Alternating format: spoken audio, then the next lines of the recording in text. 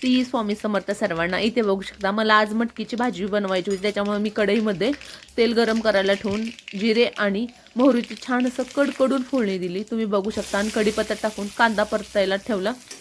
कांदा ओला असल्यामुळे तेलामध्ये लवकर फ्राय होत नाही, त्याच्यामुळे मी त्याच्यामध्ये थोडंसं मीठ टाकावं लागलं.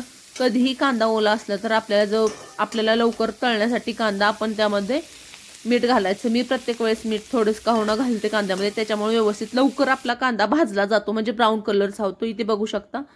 तर मी कालच मटकी भिजायला टाकली होती, गावरान मटकी, आणि त्याला कोंब येण्यासाठी मी एका छोट्याशा रुमालामध्ये ते बांधून ठेवलं होतं गच, आणि त्याच्यामुळे छान असं त्याला कोंब आले ना. मला आज भाजी करायची होती, त्याच्यामुळे छान कोंब आल्यामुळे मी आज भाजी करायला घेतली, आणि खूप छान असं त्या मटकीचा सुगंध दरवळत होता.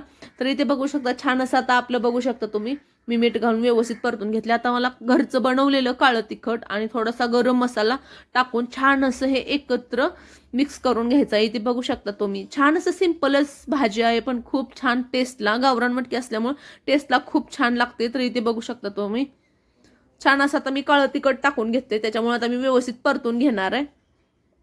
आणि मटकी मी कढईमध्ये भाजून घेतली होती. इथे बघू शकता तुम्ही. आता मला याच्यामध्ये आता मटकी टाकून व्यवस्थित परतून घ्यायचंय. आता मटकी टाकली आणि व्यवस्थित आता आपल्याला ही परतून घ्यायचं आहे.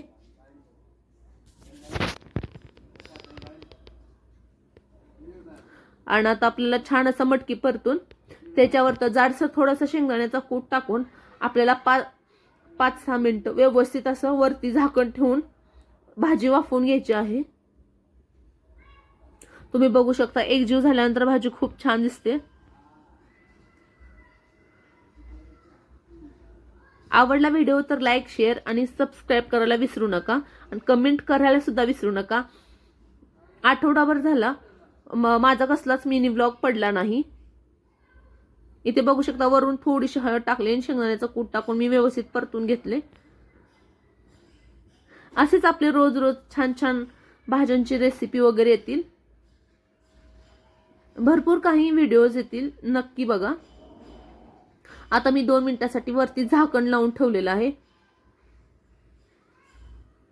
इथे बघू शकता छान असं आपली भाजी थोडीशी वाफलेली आहे, आणि मी परत झाकण लावून ठेवलं. आता बघू शकता आपली भाजी तयार झालेली आहे, खूप छान आणि टेस्टी झालेली आहे.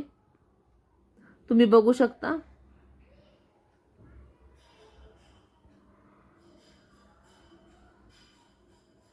आवडला व्हिडिओ लाईक, शेअर, सबस्क्राईब नक्की करा.